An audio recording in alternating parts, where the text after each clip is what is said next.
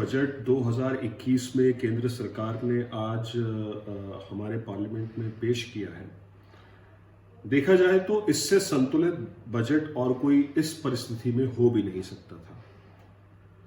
सच मानिए तो आम आदमी के मन में एक ये डर था कि जिन विपरीत परिस्थितियों में हमारी अर्थव्यवस्था अभी चल रही है, जितना खर्च सरकार ने पिछले कुछ महीनों में बढ़ाया है और आगे बढ़ाने की जरूरत है, उसको देखते हुए आम आदमी के मन में एक डर था कि कोई नया टैक्स, नया कर, नए तरीके से कोई सेस हमारे ऊपर आएगा या बिजनेसेस के ऊपर आएगा या कंपनीज के ऊपर आएगा। और अगर ऐसा नहीं होता है तो सरकार अपना खर्च नहीं बढ़ाएगी, जो कि अर्थव्यवस्था को मजबूत करने के लिए बहुत जरूरी होता है। लेकिन सरकार ने ये दोनों चमत्कार किए हैं। किसी प्रकार के कोई भी नए कर या सेस को किसी भी व्यक्ति, बिजनेस या कंपनी के ऊपर न लगाते हुए सरकार ने अपने खर्च को लगभग 15% बढ़ा दिया है।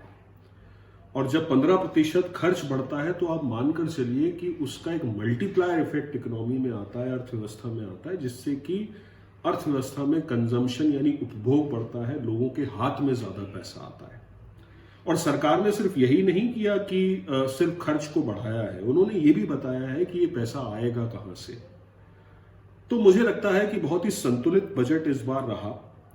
100 साल की महामारी में बनाए हुए बजट से लोगों को ऐसी उम्मीद थी कि गेम चेंजर बजट होगा और उसमें ऐसा कुछ कर दिया जाए कि पूरी तरीके से चीजें बदल जाएं।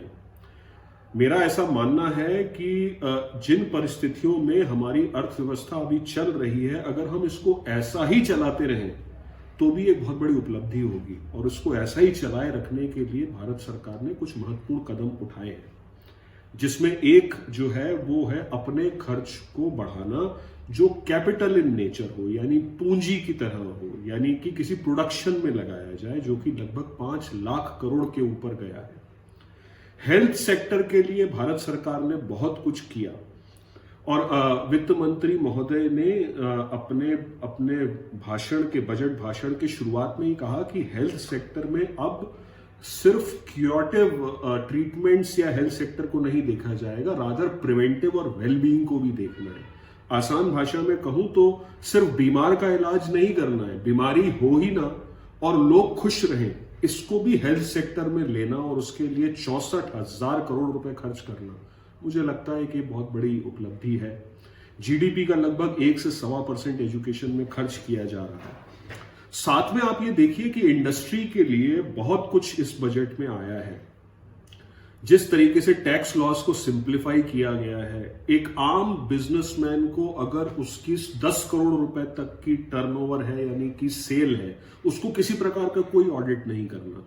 सीनियर सिटीजन्स जो हमारे हैं 75 वर्ष से ऊपर के, उनको इनकम टैक्स रिटर्न फाइल नहीं करना है। टैक्स एग्जम्प्ट नहीं है, उनको टैक्स तो देना है पर बैंक ही काट लेगा। हमारे बुजुर्ग लोगों को किसी प्रकार से किसी कंप्यूटर या किसी ऑफिस में जाकर रिटर्न फाइल करने की जरूरत नहीं है। स्टार्टअप्स को जितनी छूट पिछले बजट में दी गई थी, उन सब का दायरा 1 साल के लिए बढ़ा दिया गया। रियल एस्टेट में जो छूट दी गई थी वो दायरा भी 1 साल के लिए बढ़ा दिया गया। ऑटो सेक्टर में जो स्क्रैपेज पॉलिसी आई है कि 15 साल से पुरानी गाड़ियों को अगर आप छोड़ते हैं तो आपको इंसेंटिव दिए जाएंगे, वो भी आ गया, जो कि हम पिछले कई बजट से सुन रहे थे कि आना चाहिए।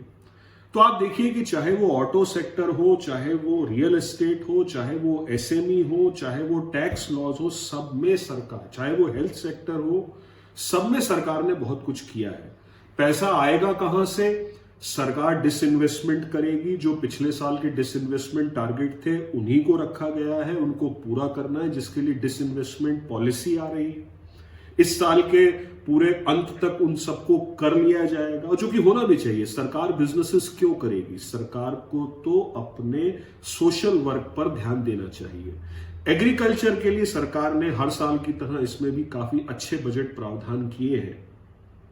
तो आप देखिए कि कोई भी ऐसा क्षेत्र हमको छूटा हुआ नहीं दिख रहा कि जो बजट में रह गया हो। और आप देखिए कि ये तब हुआ है कि जब हमारे ऊपर किसी प्रकार के नए कर का बोझ नहीं डाला गया है। तो मुझे लगता है बेहद संतुलित बजट है ये। और बहुत ज्यादा उत्साहित होकर हमें कुछ ऐसा बजट में भी नहीं करना चाहिए था कि जो कि हम लॉन्ग टर्म में सस्टेन ना कर पाए, उसको बचा ना पाए।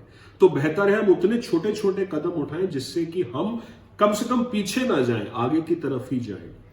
मैं पिछले लगभग 1 दशक से कह रहा हूं कि फिस्कल डेफिसिट पर भारत सरकार का बहुत ज्यादा ध्यान नहीं होना चाहिए। हम ग्रोथ इकोनॉमी है, हम बढ़ने वाली इकोनॉमी है, अर्थव्यवस्था है।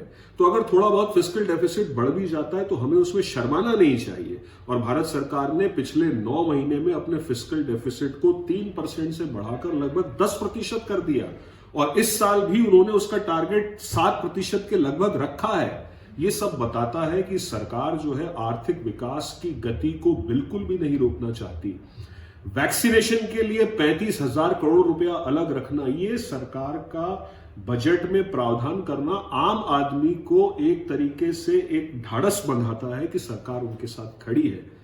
Health, education, agriculture, industry, tax loss, आप एक भी चीज उठाइए जो इस बजट में आपको ना मिली हो। तो मुझे लगता है कि इस पैंडेमिक सिचुएशन में आम आदमी पर किसी प्रकार का कोई बोझ न डालते हुए, बिजनेसेस पर किसी प्रकार का कोई बोझ न डालते हुए भी जिस तरीके से भारत सरकार ने अर्थव्यवस्था को गति बनाए रखने के लिए प्रावधान किए हैं, उसकी भूरी भूरी प्रशंसा की जानी चाहिए।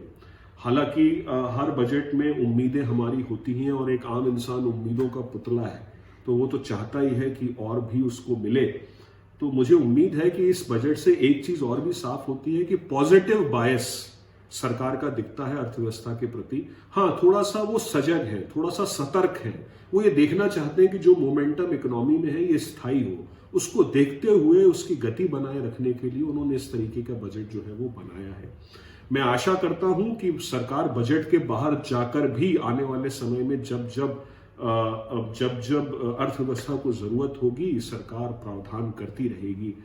तो मुझे लगता है कि इस बजट को अगर हमें कुछ मार्क्स देने हो तो 10 में से 7 से 8 नंबर तो हम बड़े आराम से इस बजट को दे सकते हैं। धन्यवाद।